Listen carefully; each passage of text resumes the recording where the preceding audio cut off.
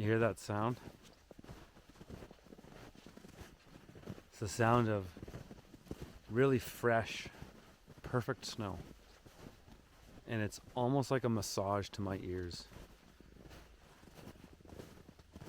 We got 2 days straight, not straight, but 2 days of snow in a row.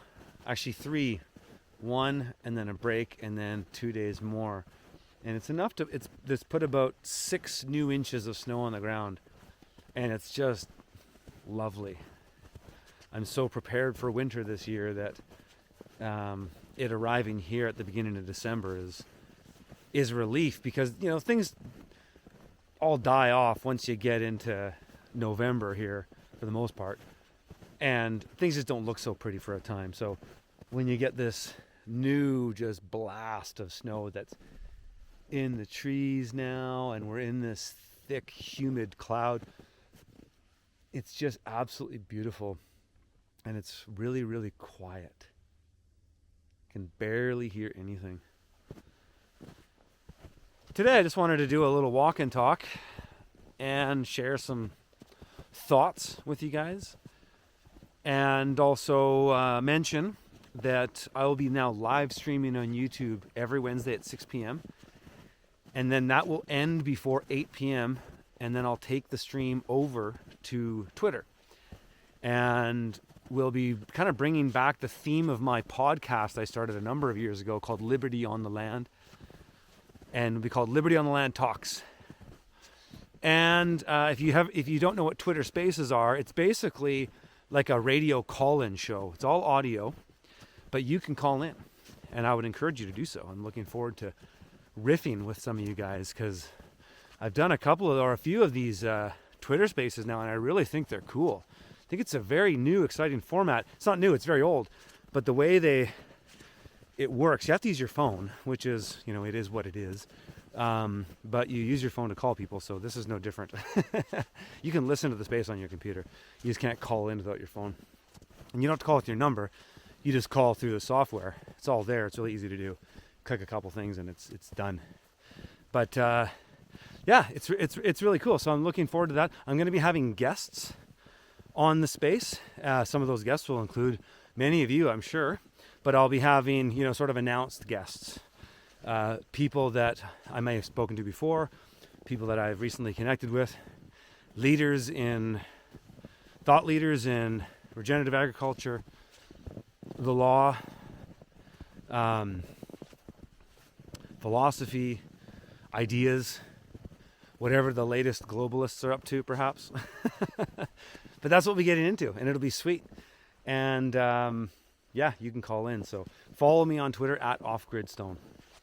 And join me there Wednesdays at 8 p.m. But we'll continue to do the YouTube live streams. And last week was my last long live stream. Did 6 hours. And I don't say that as if I'm proud of that. That's a long time. But it was fun.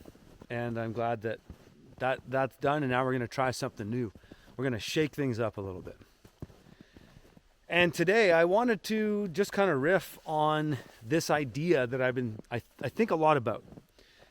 And I think now that I'm using Twitter a bit more, I'm interacting with other people a bit more, and I'm kind of seeing how people think. And sometimes I dip into the mainstream just to kind of see what people are saying, and I'm never shocked. I'm never surprised. But it's fun and interesting nonetheless. And one thing that I struggle with a lot, I don't struggle with, but I sort of philosophically struggle with, is that I've learned a lot about the way things work. I'm 44. I've been on a journey of, call it, being a truther for over 20 years. And I've learned a lot of things. During that time, I've also established myself on the land and learned about all kinds of agricultural enterprises on the land. And spent a lot of time living on the land myself and doing my own projects and being, 3 years on this project, but also being involved with all kinds of other projects around the world. I've really started to, in my mind, connect all of it. Because people have been hearing me riff about truther stuff, call it, for a lack of a better term, for a number of years now, before COVID. And but I've also been making videos showing people how I do stuff on the homestead. And I always in my mind thought that these things were connected because I felt in my heart they were, but I couldn't really articulate how they were connected, or what exactly, how exactly they were connected. But I'm really starting to sense that now. And I'm going to just talk about this a little bit as a foundation to where I want to go with the title, regarding the title of this video, Escaping the Matrix. Is that when you look at all these things that you need to exist in this world, you can kind of arrive at the 8 forms of capital in a way. But you could you could take, say, resource capital and biological capital, and kind of with a few of these things you could combine basically food, water, energy, shelter, the 4 things you need to survive. You can put those things into it. And your dependency or independency or sovereignty kind of come at different stages with all these things. So, for example, the average Joe who's living in an apartment in a big city is, you could imagine, sort of a 5 columns, from a state of being dependent to being less dependent to being secure to being resilient, and then to be sovereign. And by sovereign, I just mean that in the sense that you are independent of the things that you need and can produce them themselves, and the system can multiply without a ton of intervention. And so think about your water and your food. You just go to the store, buy stuff, turn on the taps, the water's there. You have no connection to where it comes from. And if it were to turn off tomorrow, you'd be dead in 2 or 3 days if you didn't get it. And your energy, same thing. You go home in the apartment, you turn the lights on because they work, they're there. You have no say in the matter besides paying your utility bill on whether those lights come on or off. It's just you hope that the grid is working there when you need it, and you never notice it until it's not there. Just like if the toilet, you never think about it until it doesn't flush, right? And the place you live in, same thing. Then you can start to think about the information that's around you and the things that can influence you one way or the other. Are you dependent on those in that you just take whatever's there? The newspaper's there, you grab that. You see whatever's advertised to you on your Facebook profile. Whatever it is. You don't really have any agency in anything that's coming at you because you don't think to. And all of those things would kind of line you up at this sort of state of dependency, call it. You're a farm animal, essentially. For all intents and purposes, you're a farm animal, and you exist because the infrastructure that allows you to exist is there. And if it wasn't, you'd be dead. And then you can go to a less dependent state. You can become aware of the reason to be dependent or self-reliant. Self-reliance is really the best word. And you can take steps to get there. Though it's not a 0 to 1 thing. You're either off-grid or you're not, or you're either sovereign or you're not. It's not that way at all. It's a scale. And I'm kind of imagining that it's a scale of 1 through 5. And when you get to 2, you go, okay, well, water, let's say. I turn on the water, it's there. Let's have a surplus of purified or distilled water at the home, just in case the taps don't turn on one day. Let's say we have 3 or 4 days of water. That would be a step towards less dependency. And then you could say, well, let's try to get to a secure point.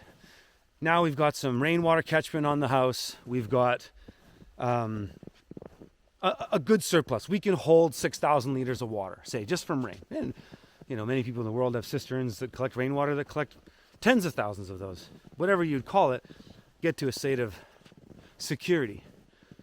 Then you could take a step towards resiliency, which would be to have your own well. Have your own source of water that's coming from somewhere. A river, you've got dug a pit well, maybe you drilled a well. Whatever it is, another source And then to a state of sovereignty with water, where now you've got 2 or 3 sources of water. You have a large capacity for storage that might be decentralized.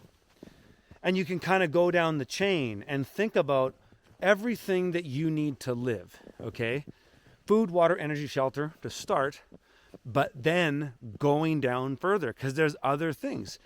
If you have children, how are they learning in the world? And so I'm talking about education.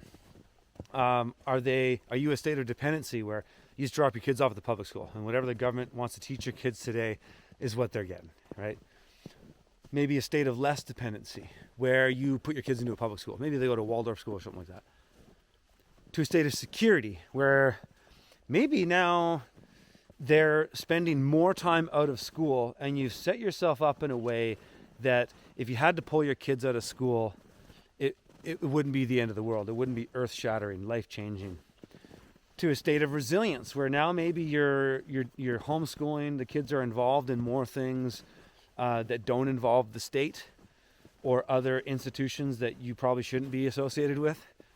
To a state of sovereignty where maybe your kids you situated yourself in a way where your kids can exist with you on your property and can learn and interact with the world around them freely.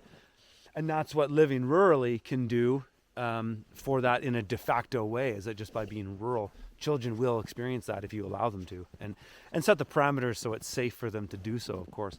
But do you see where I'm getting with this idea of dependency to sovereignty, and there's steps in between? And you can really start to kind of compartmentalize the things in your life to that state. And maybe you could draw up your own chart to say, where am I at here? And then you could use that information to say, if I want freedom, and I know freedom is simply just the ability to make the choice, and I want liberty, which is to take the responsibility and establish that self-determination and the tools and resources to do so, and the skills, of course. What does that look like? And this is kind of where I'm at. So this is kind of my thought process a lot these days when I think about freedom and liberty. And those 2 words to me are important. Because again, freedom is the ability to make the choice. And liberty is to take the responsibility of the task of your self-determination in your life. And I wanted to just kind of start with that to set this foundation of where I'm coming from when I talk about things like escaping the matrix. What do I mean by that? Well, I mean the infrastructure of the things in your life that prevent you from achieving freedom or liberty. And that could be the food you eat, right? Think about it. Because you could be going your whole life and making the wrong decisions in your diet that's affecting your health in one way or another. And it becomes a vice or a crutch, okay? It could even be in the water you drink, because you might be living in a city drinking fluoridated water that is calcifying your pineal gland. You can go down the line, and I don't need to go down the line because I think I could just go on this idea forever. But I just want you to kind of get where I'm coming from, is that the matrix that controls us isn't just the legal system. And that's something that I've talked a lot about for years now. And this commercial system that is set up to control everybody through money and bondage, essentially. Tacit agreement and a bunch of other things that get you into it. But it isn't just that. It's that and all these other things, because all of these other things can actually create more of a problem for you. It just depends on your own context, because everybody is going to be tasked with the things in their life that are challenging them, whatever they may be. And so the matrix and finding freedom isn't just the state. I guess that's really what I want to say to present this case, is that it isn't just the state. It's that and a lot more things. Ultimately, it's your state. It's your state of being. It is your capacity. And that is the thing that's going to keep you controlled. And so escaping the matrix in any of these ways, really, and I would even say in the legal sense too, all just comes down to you taking steps to assume more of the responsibility and the liability for yourself. And that's a thing that a lot of people don't want to do. I think if most people really understood what it meant and what was involved, if I told people what I had to do to produce my own food, you guys, I talk about this all the time, but I told the average person what I had to do. And I get that, because I'll go to family reunions sometimes and people don't know my background, or not family reunions, but gatherings where people might not know who I am, and they're shocked on the amount of work it takes just to be on a homestead. So the point being is that most people are not ready or willing to take the responsibility that's necessary. And because it's just not convenient. And the world, the matrix, and all the matrices that have been created for us are convenience, right? Convenience food, fast food. Thinking about even information today and the stuff that goes on TikTok, it's fast food of content. It's the fast food of content. That's why I would say even with finding the truth these days, it's, even though there's more of it out there, the quality is so low that I think it's harder than ever because people get so misdirected on things. And escaping the matrix, it's just all about taking on more responsibility. It's not a Kurt Russell blockbuster Hollywood movie like Escape from New York. There's this, we have been propagandized as humans for so long to think that everything is a Hollywood action movie. And we look for that. And just in that, look at the majority of activism today on any side of the political spectrum. It doesn't matter. What is it? There's all kinds of exceptions, but for the most part, it's just screaming out into the void of the internet of Justin Trudeau, blah, blah, blah, Joe Biden, blah, blah, blah, blah, Trump, blah, blah, blah, whatever it is. It's screaming out into the void of an echo chamber, but also just an endless cesspool of an endless stream of bullshit. And it's not going to get you anywhere. The truth is that getting free, escaping the matrix, all just involves you taking on more responsibility and moving forward. It doesn't sell. Just look at the algorithm that incentivizes content. And in most platforms, I would even say Twitter still does this, is that things that are sensationalized and yelling, and look at how the viral clips of violence in the city, I mean, as terrible as it is, but people are drawn to that kind of thing because we've been told this Hollywood story that that's how it's got to go. It's got to be a revolution and all this. And there's that old cliche of the revolution will not be televised by Malcolm X, and it's true.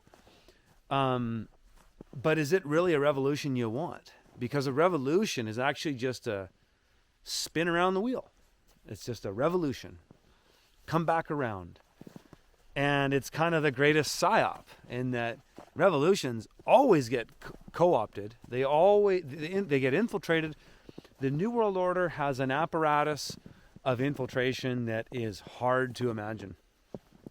But what they want you to do is get involved politically so that they can railroad you and make an example of you, just like they did with Owen Schroyer, just like they've done with all these January 6th guys. I'm not saying, well, of course it's wrong that it happened to those guys, but it's not surprising because they're playing the political game, which is the public game. But the real story is it's not a fight with the empire. It's just a walking away from the king. And the king only wants you involved if you're going to get in the fight. And then the king has a reason to railroad you, just like they railroaded all those people at the trucker convoy in Canada. That's why I was saying, why are you waving a Canadian flag a year ago or 2 years ago, whenever that was? And there's no remedy in that. There's nothing there's no solution that's gonna come for you out of that. What you're gonna do is just waste your time and get railroaded anyways. Whereas if you really start to think about what is being free, how do you be free, how do you get steps to be there, you can think about your life in a very simple, non-political way. Though not the politics, but the apparatus of the state is part of it in some way or another as a sort of a legal capacity, and that has to be addressed. But all these other things are just as, or if not, have more of an effect on you. Of course, you could say that the legal capacity of somebody living in North Korea is a lot more extreme there than it would be in, say, a place like Canada. You'd probably say the same for food as well.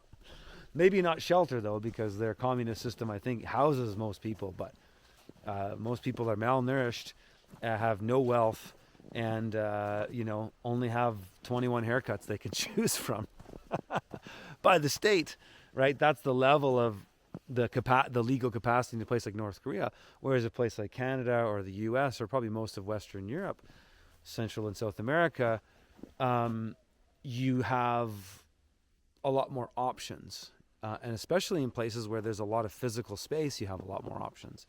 This is why I've chosen to stay in Canada, in a very rural area where there's not a lot of stuff around and there's a very low population density. There's no migration. And I can breathe, and there's tons of space for us to explore and enjoy nature and live a really healthy life. The being in a place like this just lends itself to that naturally. And so we choose to be there. But not everybody can do that, and I'm not proposing what everybody can do.